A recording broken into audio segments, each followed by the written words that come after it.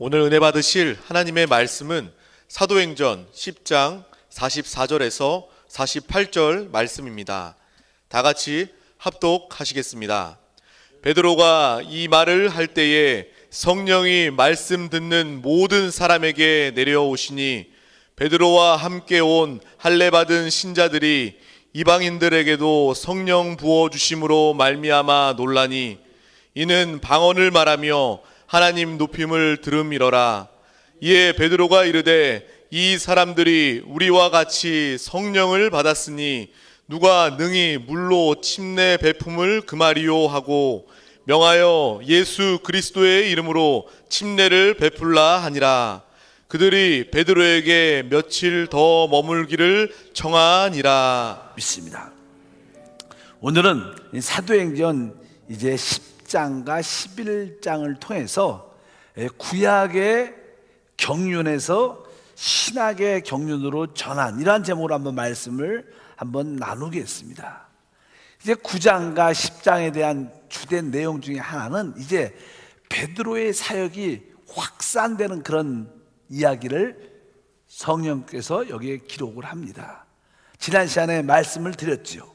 이제 그 복음이 예루살렘으로 시작해서 온 유다에 전파되고 또 사마리아까지 확산이 됩니다. 그런 가운데 이제 베드로의 복음 전파가 이제 루따라는 지역에서 8년 동안 중풍병자였던 애니야가 치유되는 놀라운 사건으로 통해서 그의 교회가 세워지고 많은 사람들이 주를 믿게 됩니다. 그리고 거기서 가까운 요빠란 지역에 아주 여제자 중에 하나, 다비다란 여제자가 아주 구제와 또 기도와 사랑이 많은데 몸이 아파 죽게 돼서 요빠의 가까운 곳에 베드로란 주의 사도가 있대더라. 사람을 보내서 베드로를 청하여 결국 그 죽었던 이 다비다가 돌아가가 살아나는 간증을 통해서 놀라운 복음의 역사가 나타납니다. 그렇게 교회가 확산되는 이유 중에 하나는 다른 것이 아니라 이 마지막 이 주님께서 우리에게 주신 그 사명, 이 땅끝까지 복음이 증거되는, 이방인까지 복음이 증거되는 그런 것을 설명하기 위한 그런 뜻을 가지고 있습니다. 이제 요빠에서 하루는 베드로가 시장할 때 지붕에 좀 올라가서 기도하는데 환상을 보게 되죠. 환상을 봐. 근데 환상의 내용이 뭐 지난번에 들었지만 보자기 같은, 내교통에 쌓여진 보자기에 어떤 짐승들이 뭐 파충류 같은 기른 짐승들이 쭉 내려오는데 대부분 레기에 보면 먹지 못하는 부정한 그러한 짐승들, 생명체였는데 하늘에서 음성이 나와서 베드로야 잡아 먹어라, 이런 음성을 듣게 됩니다. 그럴 때 베드로가 주여 저는 이렇게 속된 것을 먹지 않습니다. 왜? 워낙 율법에 붙잡힌 사람이고 짜여진 사람이라, 율법에 적셔진 사람이라 당연하게 부정한 짐승과 음식은 손을 대지 않습니다. 근데 그런 음성을 3번 듣게 됩니다. 하나님이 깨끗하고 말씀하신 것을 속대하지 말라. 그래서 그런 환상을 잠시 보다가 눈이 떴어요. 야, 내가 왜 이런 환상을 보지? 이게 무슨 뜻일까? 이게 무슨 뜻이지? 그럴 때 밖에서 사람이 찾아왔습니다. 바로 그 로마 고넬료 장군이었던, 로마의 백부장이었던 고넬료가 보낸 사람이 그때 딱 찾아와서 베드로를 찾고 있었을 때 성령이 분명하게 말씀을 하십니다. 사도행전 10장 19절과 20절 이렇게 말씀하죠. 베드로가 그 환상에 대하여 생각할 때 성령께서 그에게 말씀하시되 두 사람이 너를 찾으니 일어나 내려가 의심하지 말고 함께 가라. 내가 그들을 보내었느니라 하시니. 그래서 베드로가 그것을 깨닫게 되는 거예요. 내가 아까 봤던 그 환상이 바로 이 이방인 사람들을 의미하는구나. 왜? 원래 이 할례 받은 이스라엘 백성들은 이방인 사람들과 원래 교제하지 않습니다. 사귀지 않죠. 원래 대화도 하지 않습니다. 그런데 이방인들과 교제할 수 있도록 하나님이 보내시는구나. 그래서 구약에 영적으로 말해서 이게 먹을 수 있는 음식, 먹을 수 있는 짐승, 이러한 의미들은 다른 것이 아니라 사람을 상징한다고 제가 말씀드렸습니다. 구약에 거기 있는 모든 먹지 못하는 모든 짐승들의 의미는 사람들을 상징하는데 바로 우리 신약에서도 마찬가지입니다. 우리가 합당한 분별력 있는 사람들과 사귀어야 영향을 받지 않고 축복을 받을 수 있다는 그런 의미를 많이 함축하고 있다는 것을 베드로가 깨닫게 됩니다. 그리고 나서 이제 베드로가 같이 그 고넬료 집에 딱 도착하니까 거기에 많은 사람들이 그 베드로의 그 말씀을 듣고 기다리고 있는 거예요. 그래서 베드로가 원하던 원치 않던 그곳에 가서 이제 하나님의 말씀을 전합니다. 오늘 첫 번째 주제는 바로 베드로가 그 고넬료 이방인들에게 전했던 메시지 내용이 무엇인가? 첫 번째, 베드로는 첫 마디를 이렇게 시작을 해요. 우리 하나님은 사람을 외모로 취하지 않는다. 우리 하나님은 우리의 중심을 보시는 하나님이십니다. 외형의 어떠한 사람의 인종이나 또 어떤 색깔이나 이런 거를 보는 게 아니라 우리 하나님은 우리의 중심을 보신다고 분명히 말씀합니다. 그러면서 바로 우리 주 예수님이 어떠한 분이신가? 바로 그분이 바로 만유의 주가 되신다. 이렇게 성경에 이제 36장 10장에 이렇게 시작하죠. 만유의 주 되신 예수 그리스도로 말미암아 화평의 복음을 전하사, 이렇게 만유의 주라고. 베드로는 바로 우리 주 예수 그리스도가 바로 이 만유 모든 사람의 주인이시라는 거예요. 특별히 여기에 대한 이방인 사람들이 모였기 때문에 유대인의 주인뿐만 아니라 바로 우리 주 예수 그리스도는 바로 이방인의 모든 사람들의 주가 되신다, 이런 의미로서 만유의 주 되신 예수 그리스도께서 이렇게 말씀을 하죠. 그리고 나서 이제 예수 그리스도의 공생에 대한 말씀을 합니다. 침례 요한이 회개의 선포를 시작한 후에 이제 예수님께서 강력한 복음 전파를 하게 하는데, 그 내용에 대해서 37절과 38절에 곧 요한이 그 침례를 반포한 후에 갈릴레에서 시작하여 온 유대에 두루 전파된 그것을 너희에게 알거니와, 그러면서 주님의 그 사역의 공생의 주된 내용을 바로 38절 읽어보니까 하나님이 나사렛 예수에게 성령과 능력을 기름 붓듯 하셨음에 그가 두루 다니시며 선한 일을 행하시고 마귀에 눌린 모든 사람을 고치셨으니 이는 하나님이 함께 하셨습니다. 바로 예수 그리스도의 공생의 주된 내용이 무엇인가? 하나님께서 나사렛 예수에게 성령과 능력을 기름 붓듯 부어주셨다. 그가 들으시며 선한 일을 행할 뿐만 아니라 바로 마귀에 눌린 모든 자를 고치셨다. 그 이유가 무엇인가? 바로 하나님이 그분과 함께 하시기 때문이다, 이렇게 말씀하고, 바로 그분이 바로 죽으셨다가 3일 만에 부활하셨다. 예수의 부활을 그 고넬료의 가정에 모인 사람들에게 말씀을 합니다. 복음의 핵심적인 내용이 바른 것이죠. 예수의 죽음과 부활을 말씀합니다. 그리고 나서 바로 하나님이 예수님을 바로 산자와 죽은 자의 심판자로 세웠다. 아주 중요한 말을 하죠. 그래서 이 42절에 보면 다 같이 읽어보니까 우리에게 명하사 백성에게 전도하되 하나님이 살아있는 자와 죽은 자의 재판장으로 정하신 자가 곧 이 사람인 것을 증언하게 하셨고, 그래서 우리가 신앙 고백에도 산자와 죽은 자를 심판하러 오시리라, 이런 얘기를 하지 않습니까? 바로 우리 주님이 어떤 분이신가? 산자와 죽은 자의 심판자인 줄 믿습니다. 바로 하나님이 바로 주 예수 그리스도를 바로 산자와 죽은 자, 산자라는 것은 바로 우리 같이 지금 살아있는 자를 말하죠. 우리가 주님이 다시 오신다면 우리는 살아있지 않습니까? 우리는 주님을 살아서 만나게 될 거예요. 그러나 이미 죽은 자들은 많습니다. 그들도 다 부활의 몸을 가지고 주님 앞에 서게 돼서 심판을 받게 될 것이다. 산자와 죽은 자들이 다 심판받는 심판자로 예수님을 정하셨다, 이렇게 말씀한 다음에 바로 이제 그분이 하나님이 이 모든 걸 정하셨기 때문에 이제 누구든지 주 예수를 믿으면 바로 죄사함을 받게 된다. 그 죄사함에 대한 강력한 말씀을 증거하죠. 그래서 43절에 연이어서 읽어보니까 그에 대하여 모든 선지자도 증언하되 그를 믿는 사람들이 다 그의 이름을 힘입어 죄사함을 받는다 하였더라. 그래서 누구든지 이제 하나님의 산자와 죽은 자로 주 예수를 심판자로 세웠기 때문에 이제 누구든지 주 예수를 믿으면 바로 죄사함의 축복을 받게 되고 영생을 얻게 될 것이다. 이렇게 이 고넬료와 이방인 사람들이 다 모였을 때, 이렇게 모였을 때 하나님 말씀의 복음을 전하는 거예요. 복음의 내용 무엇인가? 복음이라는 것은 바로 주 예수의 사역을 말하는 겁니다. 주 예수님의 그 인격을 말하는 거예요. 그분이 어떠한 일을 행하셨는가, 그 말씀을 딱 전하는 그 순간 벼랑간에 성령이 그들에게 임하는 거예요.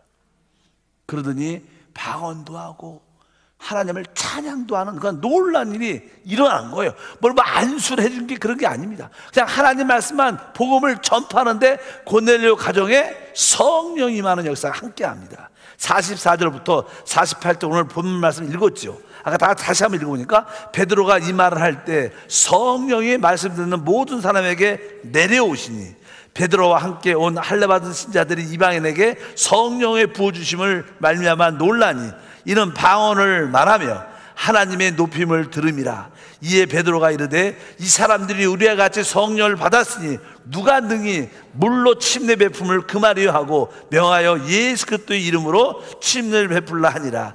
그들이 베드로에게 며칠을 더 머물기를 청하니라. 이렇게 이방인들에게 첫 번째로 성령이 임하는, 그들이 방언도 하고 뭐 주님을 높였다는 것은 그들이 주님을 찬양했다는 것이죠. 막 그들이 방언으로도 기도하고 방언으로 찬양하고 이 놀라운 일들이 그들에게 일어난 거예요. 그러니까 그게 대부분 할례 받는 믿는 사람들인데 그 사람도 야, 이 이방인들에게도 할례 받지 않는 사람들도 우리가 받은 성령이 임하다니 놀랍다. 그렇다면 당연하게 이들에게도 물로 침례를 줘야 되지 않겠느냐. 그래서 예수 이름으로 침례를 주라는 명령을 베드로가 하죠. 온 가족들이 침례받는 그런 내용들이 쭉 기록되어 있습니다. 바로 여기서 우리가 알아야 될 것은 베드로에게 우리 주님이 첫 번째 주신 옛날에 말씀이 있었습니다. 내가 너에게 천국 열쇠를 주겠다. 바로 천국으로 들어가는 문을 여는 그런 키를 주겠다는 거예요. 그래서 오순절 다락방에서 첫 번째 복음을 전파할 때 유대인들이 첫 번째로 성령 세례를 받고 다 구원받는 역사가 일어나고, 또 이제 베드로를 통해서 그 복음의 말씀을 통해서 누가 이방인들이 바로 하나님의 나라에 들어오는 문이 열리게 된 줄 믿습니다. 근데 여기에서 중요한 내용들이 그냥 신학적으로 많은 사람들이 이야기를 합니다. 그 내용이 뭐냐면 이제 이 성령 침례에 대해서, 성령 침례를 어떻게 설명할 것인가. 근데 나는 사도행전을 보면요, 성령이 충만한 성령 세례, 성령 침례, 성령 체험하는 사건이 한 5번이 기록되어 있어요. 5번. 첫 번째는 성령 세례가 임한, 첫 번째 침례가 임한 것은 뭐예요? 오순절 다락방에서 그 사건이 일어납니다. 두 번째는 이제 빌립이란 전도자가, 집사가 복음을 사마리아 땅까지 가서 복음을 사마리아 성에 가서 복음을 전파하는데 많은 자들이 치유받고 많은 사람들이 귀신도 떠나가지만 그들이 성령을 받지 못했어요. 그래서 이제 사도들이 와서 그들에게 안수하니까 그들이 성령을 받았더라, 이런 이야기가 기록되어 있습니다. 그 다음에 세 번째 성령에 대한 이야기가 나오는 이야기는 바로 알다시피 우리가 지난번에 공부했던 것은 사울이 이제 눈이 빗물로 덮여져서 보지 못할 때 아나니아라는 주님의 제자가 와서 그에게 안수하니까 그가 성령의 충만을 받는 사건이 기록되어 있어요. 그리고 네 번째는 오늘 사건이에요. 오늘 사건. 고넬료 가정에 어떻게 성령이 임하신 거예요. 그리고 또 사도행전 19장에 한 번 더 있는데 그것이 뭐예요? 거기에 대한 아볼로란 주님의 제자가 그 에베소에서 강력하게 복음을 전했는데 그들이 우리 사도 바울이 가보니까 그들이 하나님의 말씀에 대해서는 알지만, 물 세례도 알지만 바로 성령 세례에 대해서 한마디도 들어보지 못했다는 거예요. 그래서 그냥 바울이 하나님 말씀을 전하면서 한 12명 정도 모였는데 그들에게 이렇게 안수하니까 그들이 성령으로 충만해졌더라, 이런 말씀입니다. 사도행전에 한 5번 성령 세례에 대한 말씀이 기록되어 있는데 어떻게 성령 세례를 생각해야 되는가? 근데 우리가 아는 보통 이게 성령 침례는요 영적으로 크게 2개가 있습니다. 하나는 뭐예요? 유대인들에게 임하는 것과 하나는 이방인의 대표로 임하는 것을 말씀해요. 그래서 이것은 어떤 제자들이 안수한 게 아니라 성령이 그들에게 그냥 임하신 겁니다. 그래서 성령 침례라 그래요. 성령 침례는 성령이 직접 그들에게 임하신 사건. 그것이 뭐예요? 마가의 다락방에서 성령이 그들을 뜨겁게 기도할 때 성령이 그들에게 임했습니다. 하늘로부터 급한 바람 같은 소리가 있고 불의 혀처럼 갈라지는 것이 각자의 머리 위에 있더니 성령의 말하심을 따라 다른 언어로 말하기를 시작했다, 이런 말씀이 쭉 기록되어 있어요. 그런데 오늘 고넬료 이 사건도 베드로가 예수에 대한 복음을 강력하게 전하고 있었을 때 성령이 그들에게 임한 거예요. 성령이 직접 그들에게 침례를 주신 거예요. 이 2가지 사건이 성령 침례의 참된 모습입니다. 그런데 다른 것들, 사마리아 성에서 또 사도 사울이란 사람, 우리 사도 바울, 또 에베소의 그 성도들 12명이 그 방언을 받고 성령체를 체험했을 때는 다른 분들이, 사도들이 안수해 줬어요. 안수. 우리 아까 마가의 다락방과 이 고넬료 가족은 성령이 그냥 임하셨어요. 그래서 누가 주신 거예요? 하나님이 주신 거예요. 그래서 그것을 우리는 성령 침례라고 말하고, 그러나 사도들이 안수할 때 그들이 성령 체험을 가진 것은 바로 그리스도의 몸 안으로 그들을 이렇게 체험하게 하는 이런 차이를 우리가 알 필요가 있다는 것을 여러분들이 기억하시길 바랍니다. 그래서 모든 것이 다 성령 침례라고 말한 것은 조금 문제가 있고, 바로 이 세 개의 사건, 사도들을 통해서 안수했을 때 성령 체험을 가진 것은 바로 그들을 그리스도의 몸 안으로, 지체 안으로 집어넣어서 하나님의 그 성령의 체험을 갖도록 하는 것이다. 이런 이야기를 여러분들이 한번 이해하시면 좋을 거라고 생각합니다. 고린도전서 12장 13절 말씀에 보면, 다 같이 읽어보니까 우리가 유대인이나 헬라인이나 종이나 자유이나 다 한 성령으로 침례를 받아 한 몸이 되었고, 이렇게 말하죠. 한 몸이 되었다. 그러니까 여기서 이제 이 사도들이 이렇게 안수할 때 바로 이것은 알다시피 우리가 사울이라는 사람이 아나니아에 의해서 안수를 받습니다. 그럴 때 그가 성령 세를 체험합니다. 그 의미는 바로 그가 그리스도의 몸 안에, 교회 안에, 지체 안에 들어오는 그런 체험을 갖고 하나됨 안에 들어왔다는 것을 확증하는 성령의 역사라는 것을 우리가 기억할 필요가 있다. 그래서 이 성령이 직접 내린 사건은 2번이고 나머지 3번은 제자들이 또 사도들이 안수할 때 그들에게 성령의 체험을 가진 것이다. 그럼 우리는 이 시대에는 어떤 거야? 이 시대, 우리는 이 시대에 꼭 제자들에게 안수를 받아야 되는가? 이 시대의 성령 세례는 뭐 안수의 의미도 있겠지만 우리가 믿음으로 받는 거예요. 믿으시면 아멘. 이 시대에 우리는 성령의 체험을, 이미 성령은 유대인이나 이방인에게 다 이미 영적으로 한번 다 부어진 큰 사건들입니다. 실제로 그것을 우리가 체험하려면 우리는 어떻게, 우리가 믿음으로 저기 기도할 때 바로 성령의 체험을 다 할 수 있다. 여러분 입술을 성령께 맡기고 기도하면 주님 우리를 강권적으로 붙잡아 주시는 줄 믿습니다. 이 정도로만 여러분들이 성령 침례에 대한 이해를 가지려면 좋겠다 생각을 합니다. 그리고 나서 이제 11장에 보면 이제 베드로가 이런 놀라운 사건을 체험하고 또 그와 함께한 할례 받은 사람도 그 상을 체크하고 예루살렘에 올라가는데, 예루살렘에서 그냥 말을 하는 거예요. 예루살렘에서도 주로 그냥 할례 받은 믿는 사람들을 말씀하죠. 유대인들의 특징은요, 아브라함에 의해서 그냥 할례가 시작됐는데 그 할례를 아주 중요하게 생각했습니다. 구약의 유대인들은 이 할례가 목숨과 같은 신앙의 가장 중요한 요소였어요. 그래서 우리가 율법에서 늘 3가지를 말하잖아요. 할례를 붙잡고, 또 하나는 안식일을 지키는 걸 붙잡고, 3번째는 먹는 어떤 음식의 규례를 지키는 것이 율법의 3가지 주된 테마였어요. 그 중에 하나가 이 할례인데, 할례 받은 거에 자부심이 많았죠, 그들은. 근데 그것은 주 예수님이 이 땅에 오심으로 이제 할례는 끝났습니다. 지나간 하나의 그림자로 사라진 줄 믿습니다. 그래도 이들은 여전히 할례 중요성을 많이 갖고 있다는 것을 우리가 기억해야 됩니다. 그래서 할례자들은 항상 할례 받지 않은 이방인들과 같이 교제하고 대화하고 음식을 먹으면 아주 큰 죄라고 생각합니다. 그런데 알다시피 베드로가 이방인의 집에 간 거예요. 갔잖아. 고넬료 집에 갔잖아요. 그리고 그러니까 베드로가 다시 예루살렘 올라오니까, 유대에 올라오니까 유대에 있는 할례 받은 사람들이 그냥 정죄하는 거야. 베드로, 어떻게 네가 할례 받지 않은 사람들 같이 교제할 수 있고 함께 할 수 있느냐? 이렇게 그냥 베드로와 그 사람들을 신랄합니다. 그러니까 베드로가 거기에 대해서 그냥 말을, 설명을 쭉 하죠. 우리 한번 보면 이제 1절과 2절의 11장에 이렇게 말하죠. 유대에 있는 사도들과 형제들이 이방인들도 하나님 말씀을 받았다함을 들었더니 베드로가 예루살렘에 올라갔을 때 할례자들이 비난하여, 여기 보니까 할례자들이 비난하죠. 어떻게 할례 받지 않는 이방인들과 함께 할 수 있느냐? 이렇게 말하니까 베드로가 그냥 거기에 대해서 3절과 4절을 읽어보니까 이르되 내가 무할례자의 집에 들어가 함께 먹었다 하니, 베드로가 그들에게 이 일을 차례로 설명을 하죠. 내가 가고 싶어서 간 게 아니고 그냥 그 자기가 체험했던 거, 내가 그 요바에서 기도하는데 환상을 있는 환상을 보게 됐다. 그것을 한 번 주님이 잡아먹어서 나는 절대로 잡아먹지 않겠다. 나는 속된 것을 깨끗하지 않은 그런 짐승을 먹지 않습니다. 이렇게 대답을 했더니 주님께서 내가 깨끗하게 한 것을 속되다 하지 말라, 이런 환상을 3번이나 봤다. 그 환상을 봤는데 누가 날 찾더라. 그럴 때 성령이 나에게 말씀하셨다. 바로 내가 보낸 사람이니까 가서 그들과 함께 하서 하나님의 말씀을 전해라.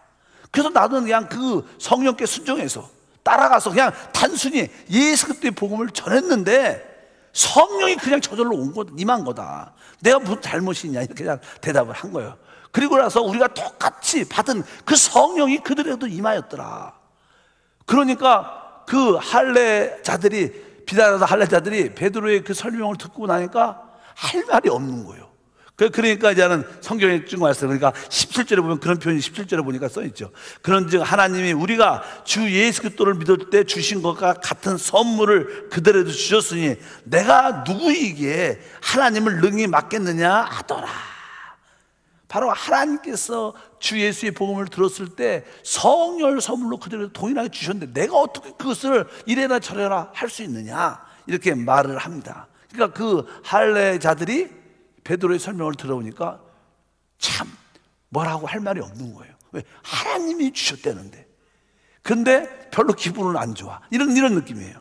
그래서 그들이 이렇게 말합니다. 18절에 보니까 그들이 이 말을 듣고 잠잠하여 하나님께 영광을 돌려 이르되 그러면 하나님께서 이방인에게 생명을 얻는 해결을 주셨다도 하니라. 그러니까 뒤에 보니까 막 그들이 베드로를 신랄하다가 설명을 듣고 나니까 할 말이 없는 거예요. 그들에도 성령을 하나님이 부어줬던가, 우리가 예수 믿었을 때 부어주신 성령이 동일하게 그들은 임했다는 겁니다. 그러니까 하나님이 그들에게도 그런 걸 주시는구나. 원래 유대인들은 오직 그들만이 하나님 백성이라고 생각을 했어요.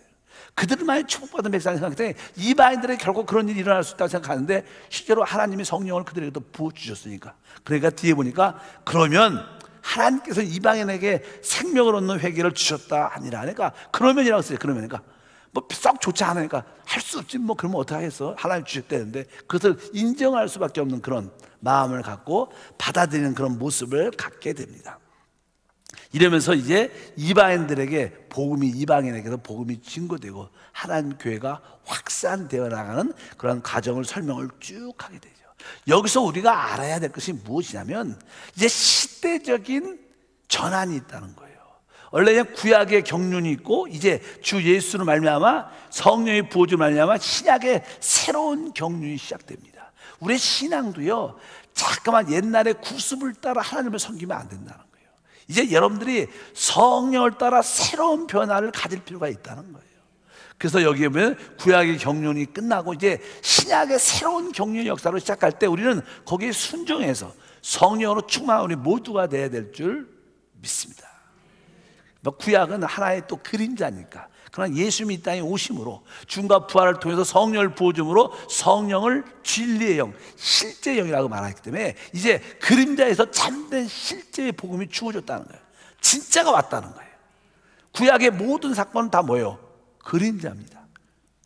근데 신약은 바로 그 모든 그림자의 실체가 예수 그리스도 성령이라는 거예요. 이제 여러분들은 모든 신앙이 그리스도 성령으로 돌이켜져야 되는 거예요. 그래서 우리 신약에서 모든 말씀은 항상 하나님은 누굴 통해서, 오직 하나님의 아들 주 예수 그리스도를 통하여 그분 안에서만 역사하는 거예요. 다른 것을 통해서 역사하지 않아요. 그분을 빼고 역사하는 것도 다 가짜입니다. 오직 참된 진리이신 그리스도 안에서 모든 것이 새롭게 전환된 겁니다. 그래서 우리는 어떻게 받아들여야 돼요. 아까 말씀드린 구약에 할례가 있다면 신약에는 무엇이 있어요? 바로 침례가 있어요. 주 예수와 함께 침례, 그것을 우리가 받아들이는 그런 은혜가 함께 할 줄 믿습니다. 구약에 안식일이 있어요. 여러분, 우리 보통 이단이라고 말하는 데는 안식교회인가? 안식일 교회가 있어요. 안식. 그들은요, 하나님이 우리에게 주신 계명 중에 최고의 계명은 안식일을 지키라는 거예요. 안식일. 토요일이죠. 우리가 말한 지금은 토요일을 지키라는 거예요. 그래서 그들은 어떤 책을 한번 제가 옛날에 그걸 좀 한번 왜 이렇게 안식을 주장하는가, 그래서 한번 내가 들어봤어요. 그러니까 그들은 오직 안식일에 목숨을 걸고 있더라고. 그래서 우리가 드리는 이 주일날 드리는 이것은 짝퉁이고 잘못됐다는 거야. 그들이 말을 하는 거예요. 성경에 전혀 주일날 예배를 드리라는 그런 것이 없다. 오늘은 뭐 금요일이지만 일단은 그렇게 얘기를 하더라고요. 근데 사실 성경의 신약에 그런 날짜의 개념조차도 사실은 하나의 뭐예요? 그림자입니다. 참된 안식일은 그리스도 안에 있을 때 참된 안식일이에요.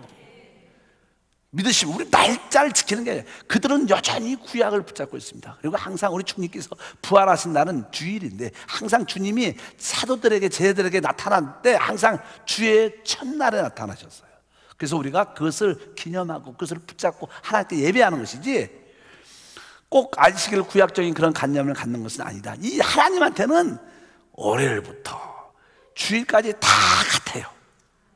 믿으시면 아멘. 왜? 그 구약은 다 하나의 그림자였어요. 참된 십자가 왔어요. 그분이 누구예요? 그리스도예요. 그분이 뭐예요? 성령이십니다. 여러분들이 그리스도 안에서 성령에서 충만하면 바로 그것이 참된 안식을 누릴 수 있다는 거예요. 어떤 날짜를 딱 정해놓고, 그래서 골로새서에 그런 말씀을 하죠.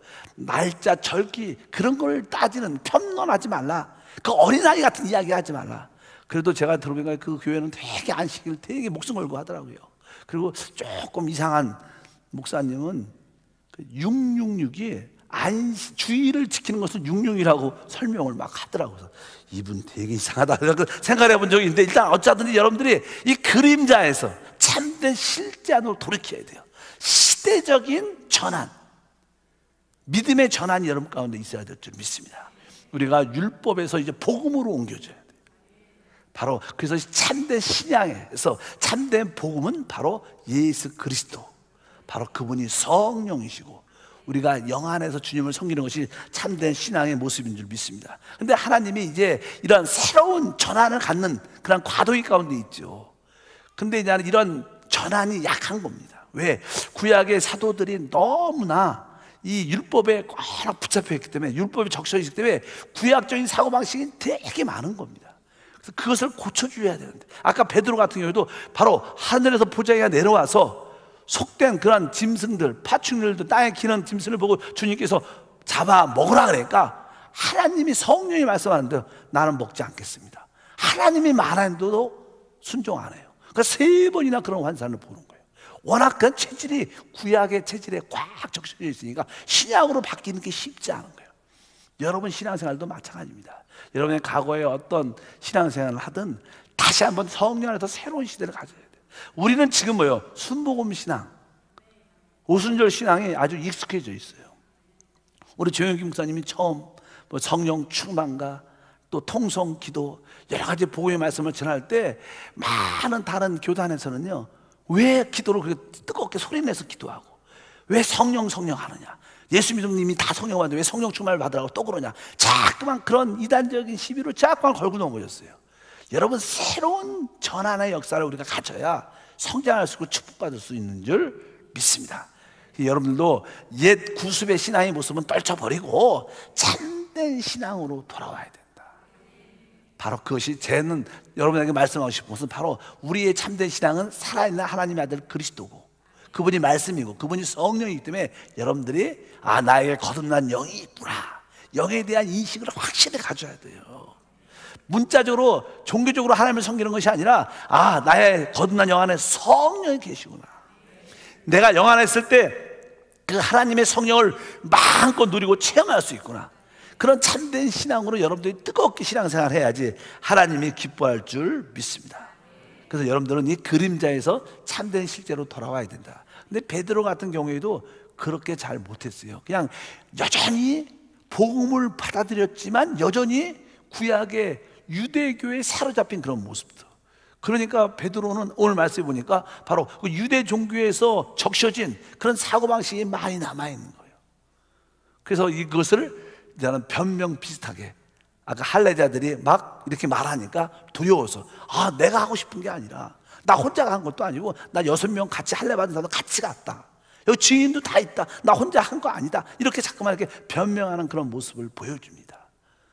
베드로는 아마 좀 그런 모습이 있었어요. 그리고 저는 저기 갈라디아에서 보면요, 베드로가 또 한 번 이렇게 실수하는 그런 모습이 한번 기록되어 갈라디아서 2장에 보면요, 11절에서 13절 말씀을 한번 읽어보니까 게바가 안디옥에 이르렀을 때 책망받을 말이 있기로 내가 그를 대면하여 책망하였노라.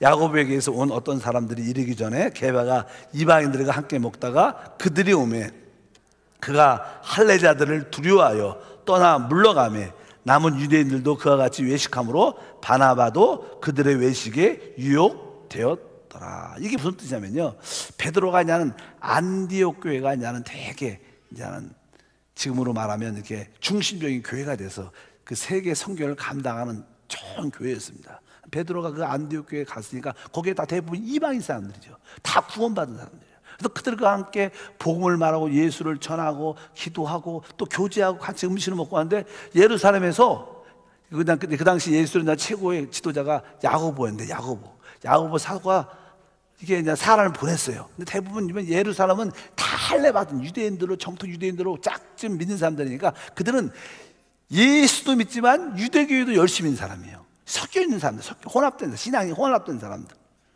그래갖고 그들이 이제는 안디옥 교회가 좋다더라. 그래갖고 한번 거기에 한번 조금 확인하러 할례 받은 사람들이 안디옥 교회로 왔다는 이야기를 듣습니다. 베드로가 이방인들과 같이, 이방인이 아니죠, 믿는 사람이죠. 믿는 사람들, 이방인 믿는 사람들과 함께 교제하다가 예루살렘에서 할례 받은 사람들이 온다 그러니까 저 사람들이 오면 또 나보고 왜 너 또 할례 받지 않는 이방인들과 교제하고 왜 그러냐 하니까, 그런 스트레스가 많으니까 아주 그들과 즐겁게 교제하고 식사하다가 대화하다가 그들이 오니까 그들과 사귀지 않는 것처럼 아주 이렇게 멀리 아주 깨끗한 것처럼 그런 모습을 가진 거예요. 나는 할례 받지 않는 사람들과 교제하지 않는다, 그런 모습을 보였다는 거예요. 그냥 그것을 누가 봤어요? 사도 바울이 본 거예요. 어떻게 당신은 복음을 그렇게 제대로 알지 못하느냐. 복음은 모든 것이 자유한 건데. 그리고 우리 주님이 주신 복음이 뭐냐? 바로 예루살렘에서 시작돼서 사마리아 땅까지 증거하는 게 복음이다. 이방인에게 전해지는 것이 하나님의 뜻이다. 당신은 왜 두려워하느냐? 이방인에게 복음을 전하는 것이 하나님의 뜻이고 성령의 역사인데 이방인과 이 믿는 사람들과 교제하는 게 왜 나쁘냐? 그러면서 아주 강력하게 많은 사람들 앞에서 베드로를 핍박하죠, 책망하죠. 당신은 외식하는 신앙이다. 왜 그런 믿음이 올바르지 않느냐, 이런 이야기가 써 있어요. 그러니까 베드로 같은 경우에는 여전히 주 예수에 대한 믿음을 갖고 있었지만 유대교의 영향을 떨쳐버리지 못했다는 거예요. 믿으시면 아멘. 그래서 여러분들이 참된 신앙을 가지려면요, 오직 성령으로 충만해요. 우리는 성령파가 돼야 돼요. 성령의 사람이 돼야 될 줄 믿습니다. 교회 안에도요, 이 두 부류가 있어요. 보통 하나는 그냥 보통 일반적인 이렇게 기독교 안에는 기록된 말씀을 지키려는 사람들이 많습니다.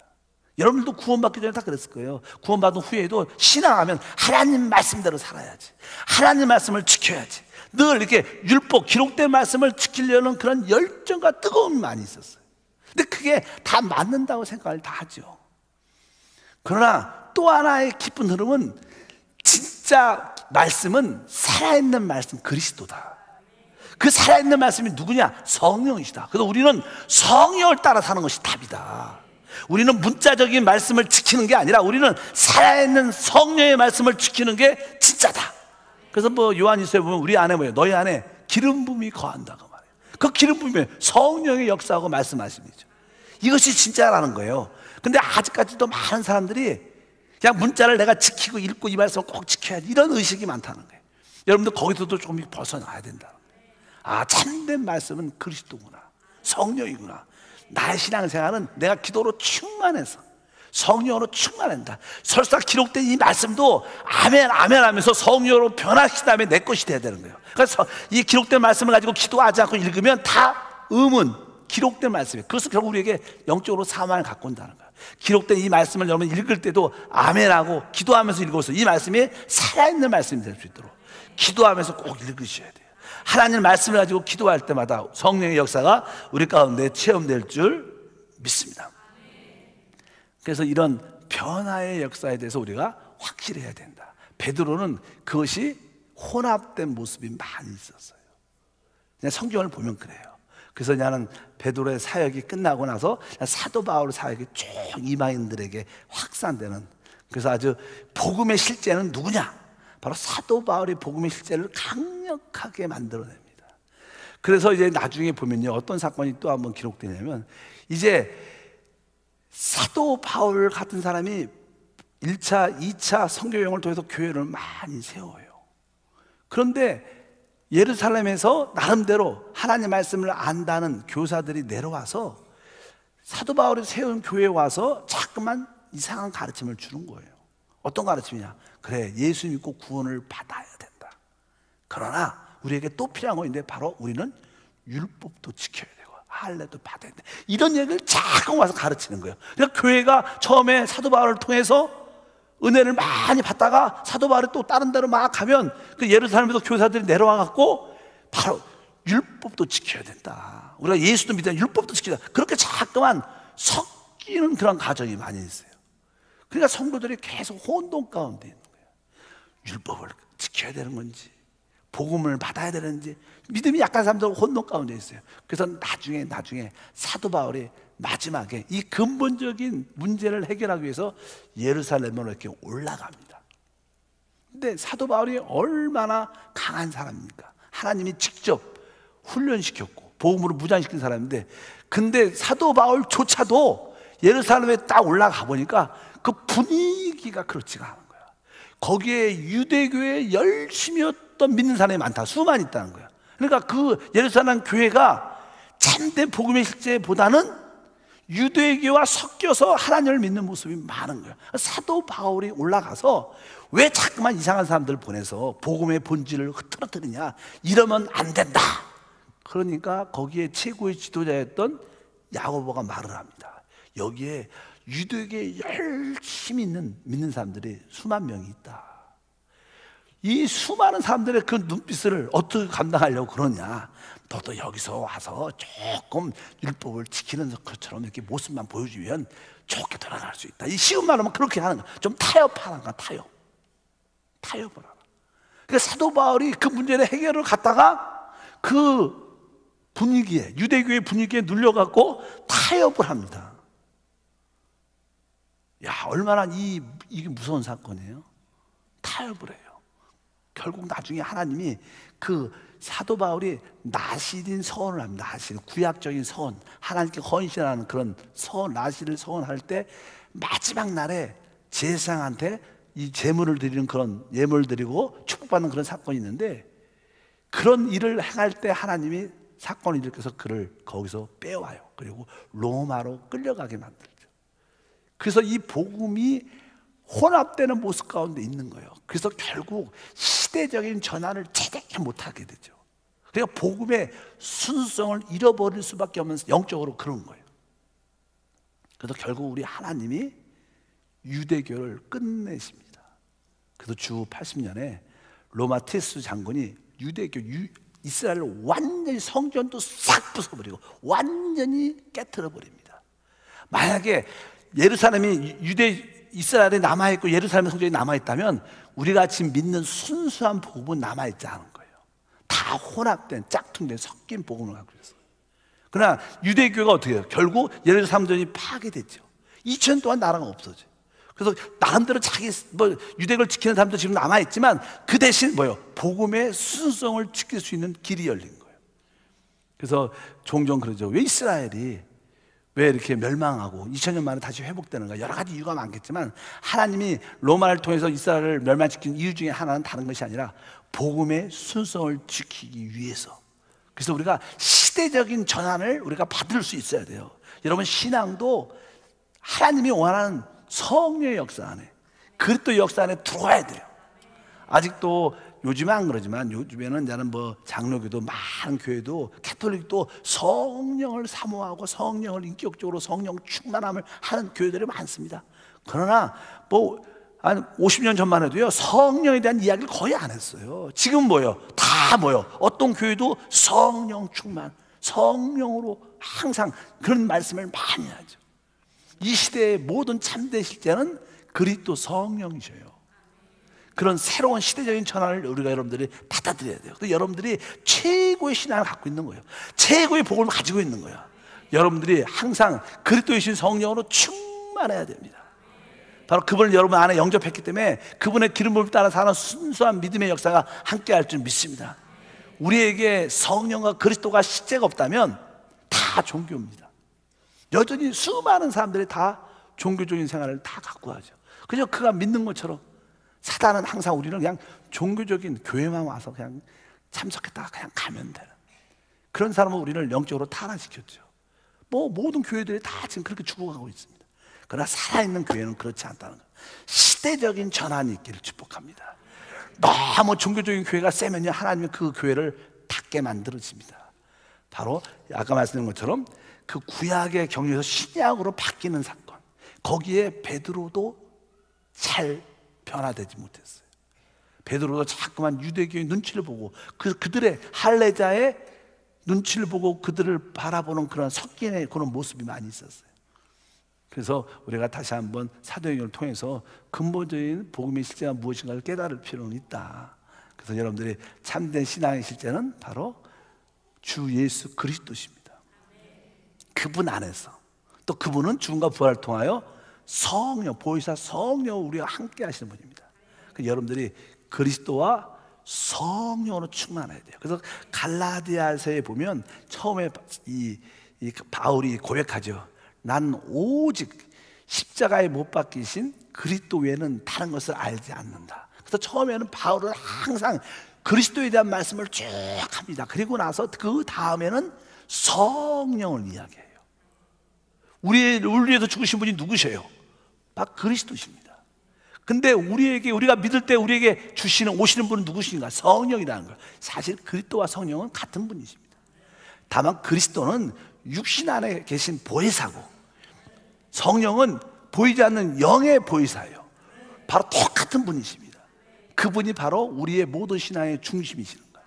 여러분 입술에 항상 그리스도와 성령으로 충만해야 참된 시대적인 전환을 가진 사람입니다.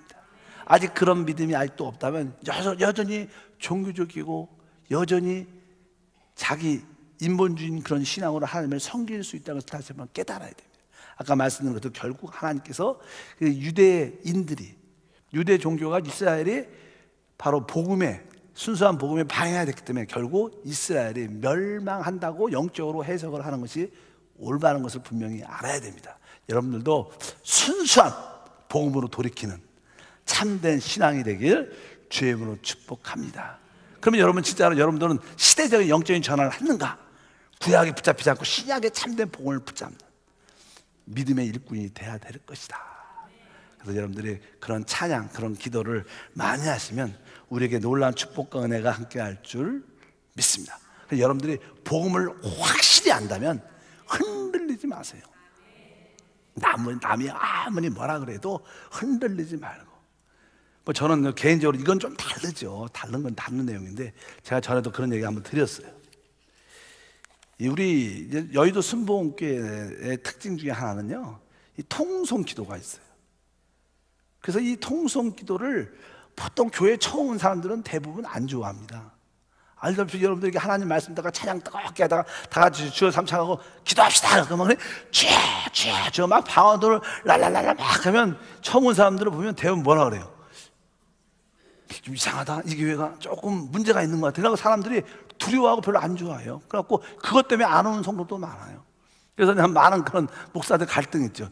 야, 통성기도 하지 않고 그냥 묵상기도 할까?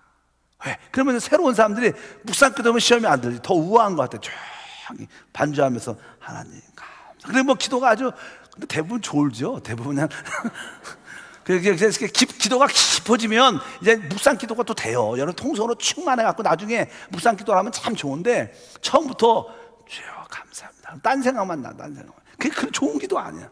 근데 그 남들이 볼 때는 종교적이니까 교회가 좀 조용하고 음악이 쭉 있고 오르간이 있고 자 그러면 종교 같고 분위기. 그래서 항상 이렇게 캐토릭이나 그런 교회들은 이렇게 교회 모습도 그렇게 만들고 음악도 그렇게 하고 스테인글라스도 그렇게 해갖고 그냥 종교적인 색채 느낌을 갖도록 만드는 게 그게 영적으로 속는 거예요.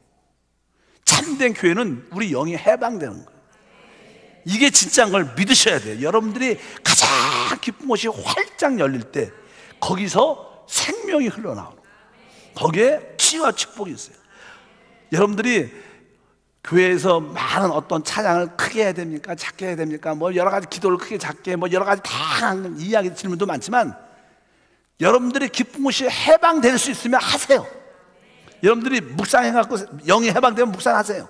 뭐라고 안 그럽니다. 중요한 건 뭐예요? 우리 기쁜 곳이 하나님께 열려야 되는 거예요. 그래야지 성령의 놀라운 생명의 흐름이 우리 가운데 나타나고 하나님 영광과 은혜를 누리는 줄 믿습니다.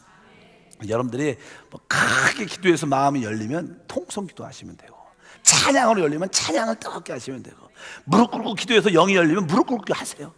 막 뛰면서 기도하면 열리면 뛰면서 하세요. 잠깐 중요한 건 뭐예요? 우리 영이 열려야 되는 거예요. 열려야 하나님의 생명이 역사한다.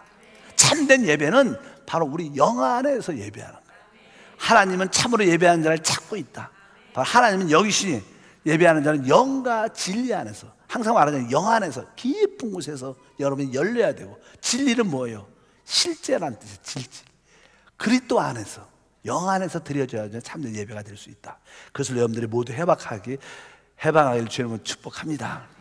오늘 이렇게 베드로는 이렇게 이런 사건을 통해서 이방인에게 첫 번째로 복음이 확산되는, 증거되는 성령처럼 임하는 키를 열어갖고 하늘 문이, 하늘나라 문이 열려서 이방인, 우리들도 지금 이렇게 다 그의 길을 통해서 우리가 다 하나님 나라에 들어오는 길들이 열리는 줄 믿습니다.